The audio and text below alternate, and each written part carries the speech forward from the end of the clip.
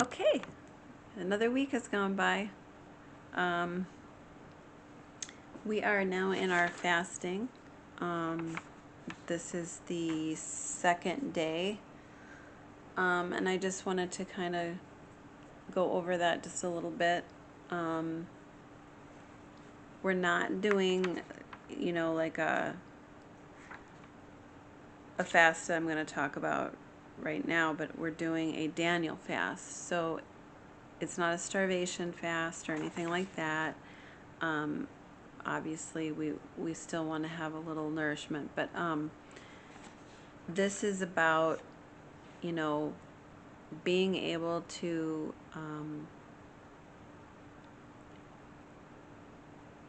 understand kind of your spirit, your spirit man, and hearing the Holy Spirit through your spirit man. So, your spirit first, you have a soul and you live in a body.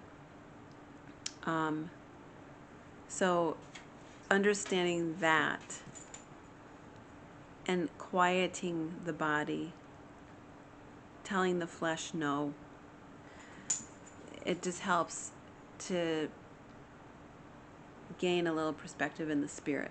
So that's kind of why we're doing this, and to pray coming from the spirit, pray in the spirit. But I wanted to talk about one book in the Bible that does talk about some fasting. It's more of a fun little story. Obviously, everyone's heard of the book of Esther. And in this story, Esther finds herself kind of thrown into being in a kingdom. She was just a normal Jewish girl living in this city that was ran by, this empire, this king. And, they're still living under sort of that Babylonian lifestyle. And this is King Xerxes, and he is having a Persian king's banquet. Okay, he's having this huge shindig, and his wife, the queen, Valencia, she was summoned by him and did not come. Now that could have had her killed, but he wasn't interested in killing her, but he did kick her out of the kingdom. It was a huge embarrassment for him, and that would have been means for him to say she could have died, but he spared her life and just kicked her out. So that left room for someone else to come in, right? So while he's out trying to conquer Greece, his eunuchs and his leadership there at the kingdom, or at the the king's castle, I guess, they had gotten a bunch of single ladies from the town, the area, that were pretty in their eyes, and brought them in to do these beauty treatments, and they actually spent a year being lavished with oils and all kinds of things. And through all this, Esther is there, and we know Mordecai is her uncle. He's kind of the one who I think, pushed her to go do this. And she's a Jewish girl with Jewish heritage. This is the part where there's still like a remnant of Jews that were still practicing their heritage. Now, God is not mentioned in the book of Esther, but you see God working things out for his people, the Jewish people. And you see through this book that hatred of the Jews rearing its ugly head. And it's not the first time, obviously, in their heritage, but it is, and it's obviously not the last, as we know. So we're going to talk about it, and we're going to pick this up. I want to kind of focus in on that a little bit. In Esther 3, so you got Mordecai prior to this. He has been at the king's gate, and this is prior to Esther becoming queen. So she at the return of Xerxes, she is put in front of him by the main eunuch, who she's won favor with. He really likes Esther, and he was giving her like the special food that the Jews eat and all that. So he was kind of on her side, so to speak. But he also, the king has seen everyone at this point, and he too has favored Esther.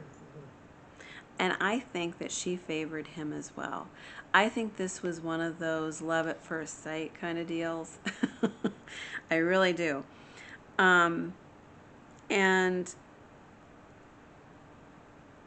she's under supervision in the king's court now. And Mordecai meets her always at the gate, and they talk and reminisce, right? So one day Mordecai is at that gate, and he hears some of the eunuchs who guard the doorway. They were angry and conspiring against King Xerxes. Mordecai found out the plot and told it to Queen Esther. Esther informed the king in Mordecai's name. When this matter was investigated and found to be so, the two were hung.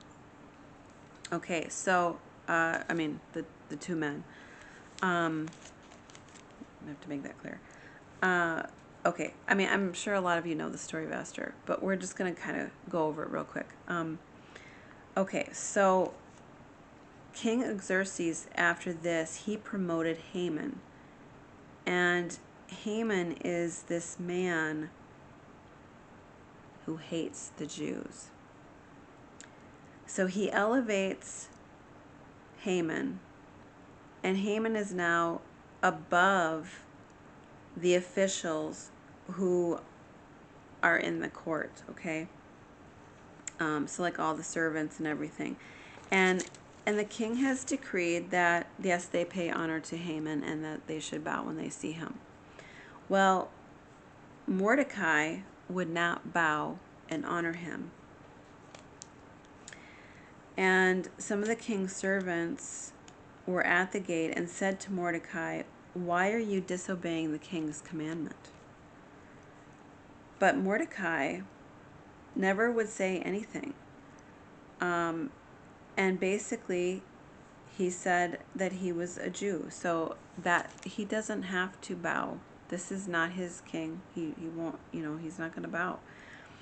Well, this infuriated Haman.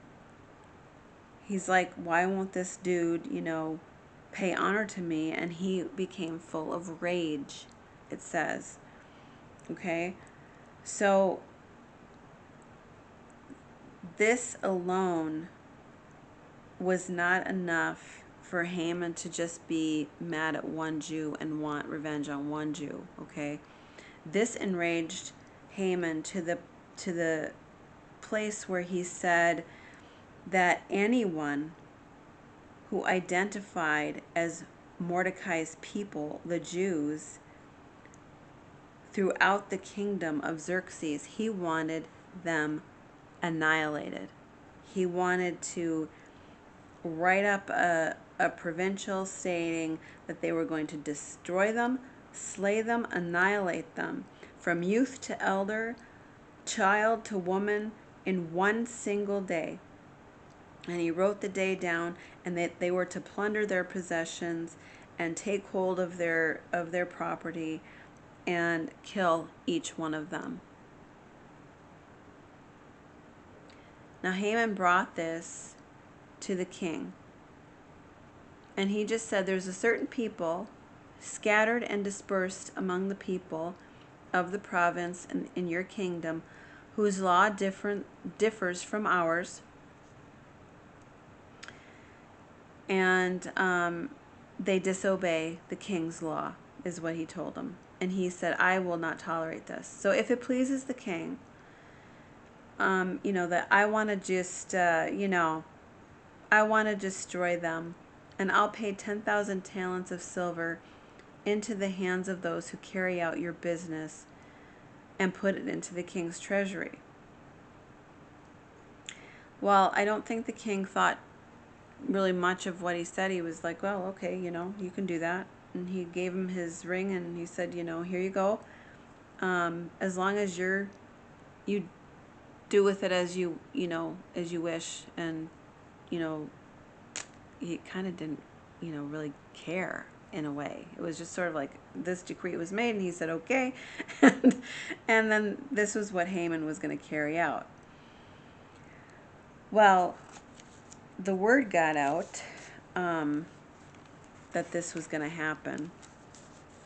And obviously the people were very, very upset.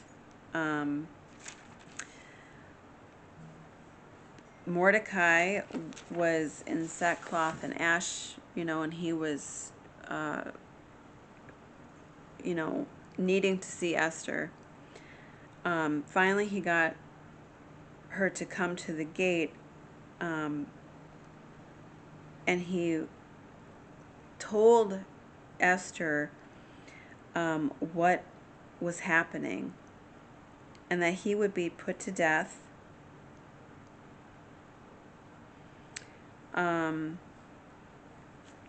And all the, he had planned this plot to annihilate the Jews. Now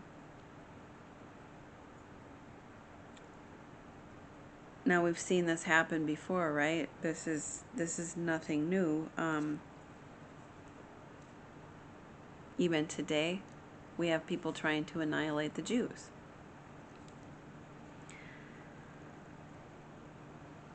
Esther, this was what her reply is.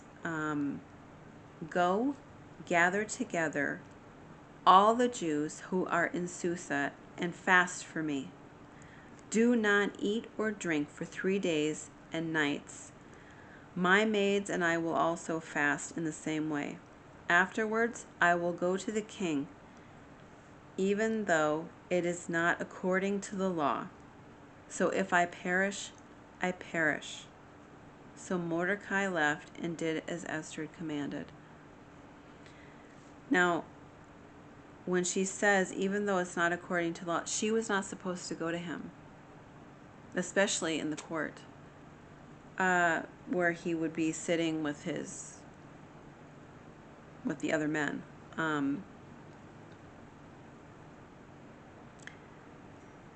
The fasting, that is the Jewish way. So her answer is, we're going to fast this out. And I believe there was some praying going on. And we're going to pick this up in just a minute because I am out of time. If I can find my button here.